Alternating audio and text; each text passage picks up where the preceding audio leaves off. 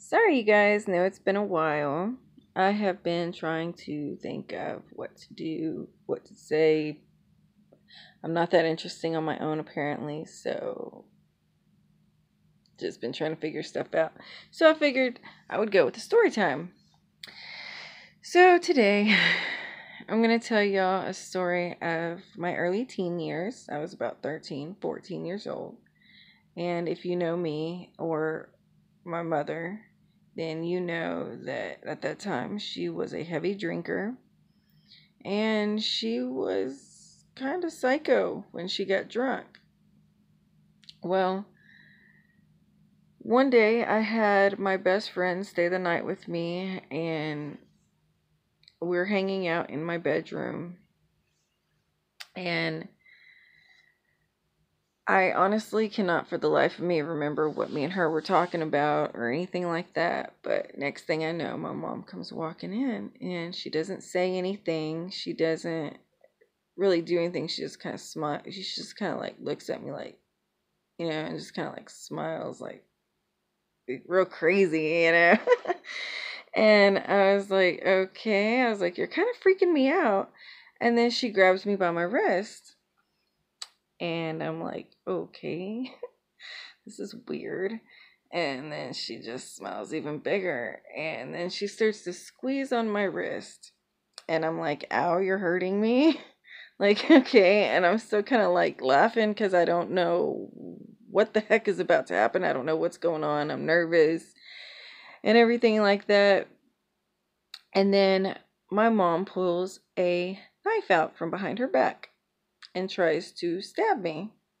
So I roll out from underneath her. I'm able to get away, and we had a little bathroom in the hallway, and I ran to the bathroom, and I'm about to come out, and when my best friend, she was like, I wouldn't come out, she has another one. Or she's getting another one is what she said. That's right, because I remember opening the door and I looked down and I could see my mom in the kitchen as she's putting another one behind her back. So we tell my dad. My dad takes the knife, away from her, and she grabs another one. Well, of course, she's trying to beat down the bathroom door at this point, and my best friend's just freaking out in my bedroom. She could see everything sitting on my bed. It was a real small house at that time. And she's freaking out, and I just remember, like, I was freaking out, and apparently, this is where it gets kind of comical. My mom was a bit of a dramatic person. Okay, she was a very dramatic person. I love her and I miss her to death. She passed away 5 years ago. Um, it'll be 6 years in June. Anyways, so for the comical part though, she proceeds to pretend to stab herself. Apparently, I didn't see this. My best friend told me about it because, like I said, she's watching everything.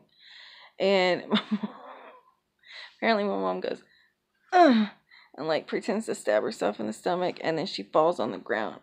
Well, when she fell on the ground, that's when she let me know, hey, it's safe to come out. I think she's passed out. My mom always passed out pretty dramatically. So this time she pretends to die by stabbing herself, but she didn't actually stab herself.